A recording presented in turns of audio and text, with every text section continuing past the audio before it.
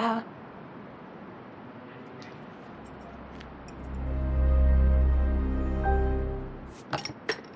Here. hindi kasi ako umiinom nito eh.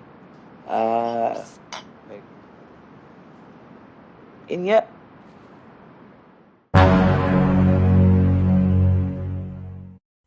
Cerita dimulai dengan memperlihatkan seorang pemuda bernama Nico, seorang model amatir yang sedang mengikuti proses casting untuk menjadi bintang iklan. Impiannya adalah mewujudkan karir yang cemerlang di dunia modeling.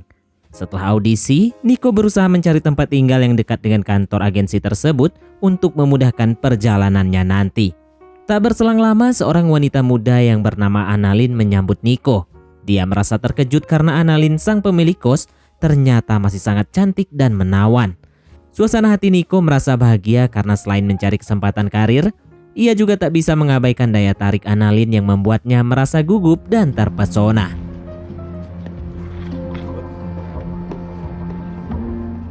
Ketika berkeliling dan melihat kamar yang akan dihuni, Nico merasa senang karena walaupun bangunan kosan itu cukup tua, fasilitas yang disediakan sangatlah lengkap. Namun ketika mendengar harga sewa bulanan sebesar 8.000 peso, Nico merasa khawatir karena kemampuan keuangannya yang sangat terbatas. Dia meminta potongan harga kepada Annalyn. Nico menawar harga sewa menjadi 4.000 peso dengan harapan bisa membayar jumlah yang lebih sesuai dengan kemampuan keuangannya. Dan Annalyn pun akhirnya menyetujuinya. Ah,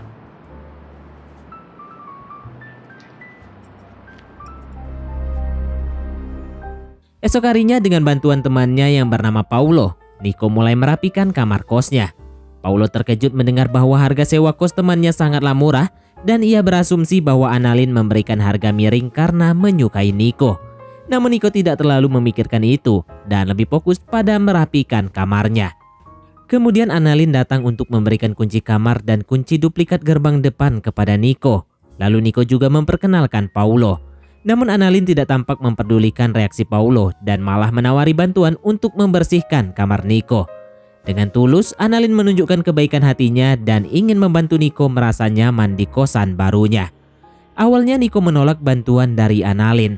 Namun Annalyn terus memaksa hingga akhirnya Nico mau menerima bantuan tersebut. sige. Dari situ Nico menyadari bahwa mungkin Annalyn memiliki perasaan khusus terhadapnya.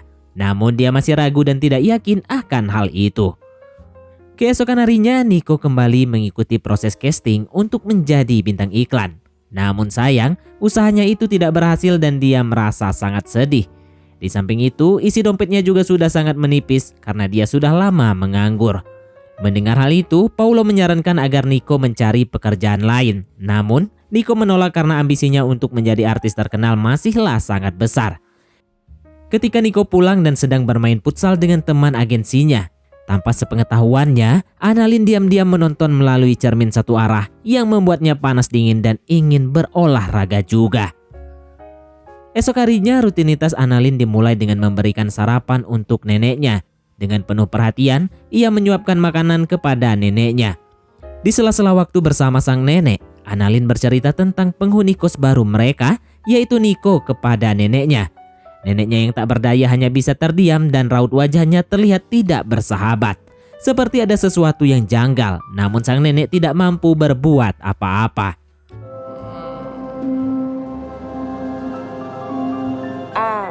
Di tempat yang berbeda, Nico dan Paulo kembali melakukan casting untuk menjadi bintang iklan. Mereka berusaha dengan gigih, namun sayangnya mereka kembali gagal dalam seleksi tersebut. Setibanya di kosan, Nico tak sengaja bertemu dengan Annalyn di depan pintu kamar mandi umum. Karena baju-bajunya sudah terpakai semua untuk casting, Nico pun bertanya tentang tempat laundry terdekat. Annalyn dengan ramah menawarkan untuk membantu mencucikan pakaian kotor Nico. Awalnya Nico menolak karena merasa sudah banyak meminta bantuan dari Annalyn. Namun karena esok paginya ada casting penting, akhirnya Nico menerima tawaran Annalyn.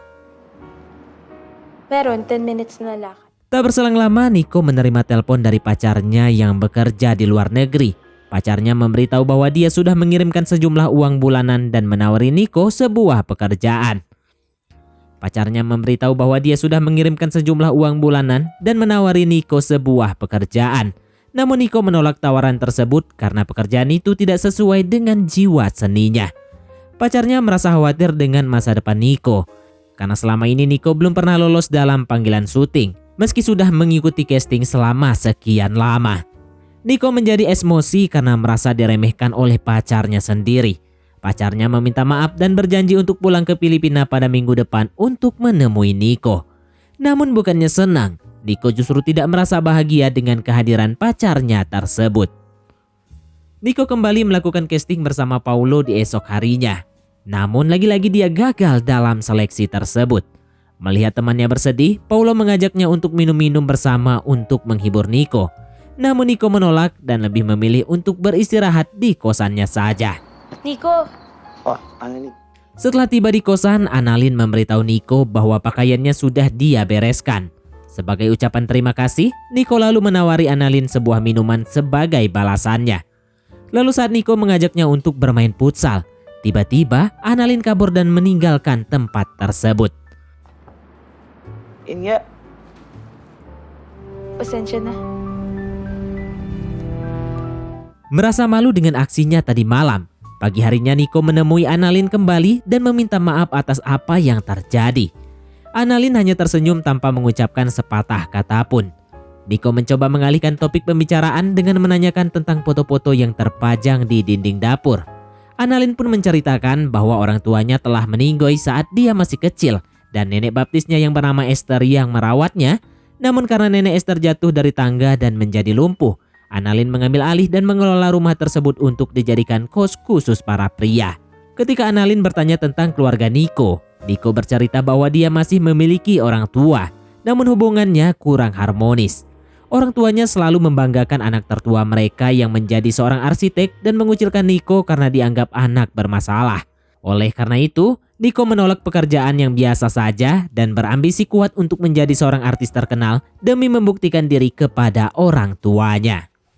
Setelah itu, Niko menggambar bunga mawar hitam di tangan Annalyn sebagai ucapan terima kasih atas kebaikannya selama ini. Saat itulah, tiba-tiba Annalyn memberikan patukan kepada Niko yang membuatnya terkejut dan langsung pergi dari tempat tersebut.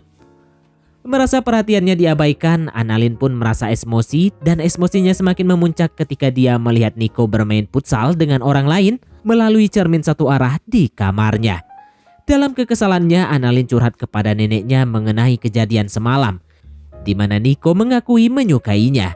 Namun hari itu justru dia bermain futsal dengan orang lain. Esok harinya, Annalyn menemui Niko untuk mencari tahu dengan siapa Niko semalam bermain futsal. Annalyn merasa patah hati dan dia mencurahkan kekesalannya kepada Niko. Dia lalu meminta maaf, mengakui bahwa Annalyn adalah seorang anak yang baik dan tidak pantas mendapatkan pria seperti dirinya. Mendengar hal tersebut, Annalyn hanya terdiam dan tidak mengucapkan sepatah kata pun.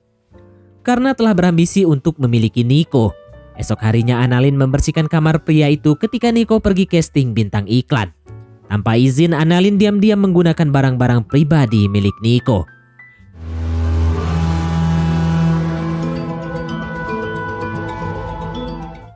Malam harinya, Annalyn kembali melihat Niko bermain futsal bersama dengan orang lain. Karena merasa emosi ketika wanita itu pergi ke kamar mandi, Annalyn pun mencoba menyingkirkan wanita tersebut. Beberapa hari pun telah berlalu dan terlihat seorang wanita berdiri di depan pintu rumah Annalyn.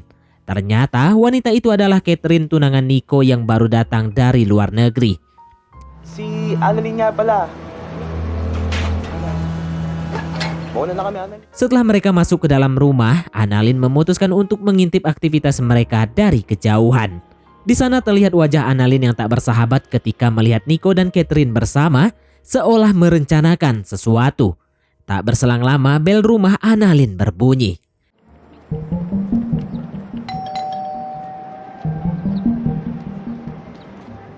Ternyata dua orang polisi datang untuk mencari keberadaan Niko. Mereka mendapat laporan dari pihak keluarga yang khawatir karena teman bermain futsal Niko sudah hilang berhari-hari tanpa kabar. Annalyn yang merasa takut aksinya ketahuan. Dia pun berbohong kepada polisi bahwa Niko sedang tidak ada di rumah. Polisi pun pergi dengan janji akan kembali dalam waktu yang dekat. Esok harinya terlihat Niko dan Catherine yang baru saja pulang berbelanja dari pasar. Catherine meminta izin kepada Annalyn untuk menggunakan dapur rumahnya dan Annalyn dengan senang hati pun memberikan izin kepada mereka. Sebagai ucapan terima kasih, Catherine lalu mengundang Annalyn untuk makan malam bersama-sama. Saat makan bersama, Catherine bercerita bahwa ia dan Nico telah berpacaran selama 5 tahun dan akan segera menikah. Di tengah makan malam, Annalyn berusaha menahan cemburunya saat mendengar cerita dari Catherine. Setelah makan selesai, Annalyn menangis dan curhat kepada neneknya.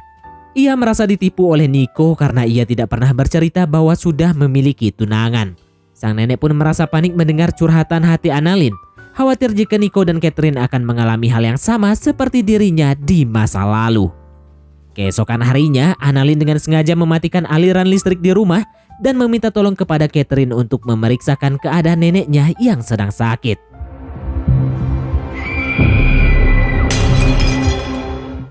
Saat Catherine lengah, Annalyn menyergapnya hingga pingsan dan membawanya ke ruang bawah tanah. Tak berselang lama, Nico pulang ke rumah dan merasa heran melihat rumah dalam keadaan sepi. Annalyn berbohong bahwa Catherine sedang keluar sebentar dan menyuruh Nico menunggunya di rumah. Umalis ba talaga si Kat? Hindi ka ba Kasi akala ko nasaktan ka lang sa nangyari sa atin. Namun tiba-tiba Annalyn memukul Nico hingga pingsan dan membawanya ke ruang bawah tanah. Setelah itu, Annalyn berdandan menggunakan gaun pengantin dan menemui mereka semua di sana. Dia mengeluarkan cerita hatinya menyatakan bahwa dia sangat menyukai Nico. Namun Nico telah mengkhianatinya dengan Catherine. Alhasil Annalyn membunuh mereka berdua di tempat itu. Lalu di akhir cerita terlihat ada calon penghuni kos yang datang ke rumah tersebut.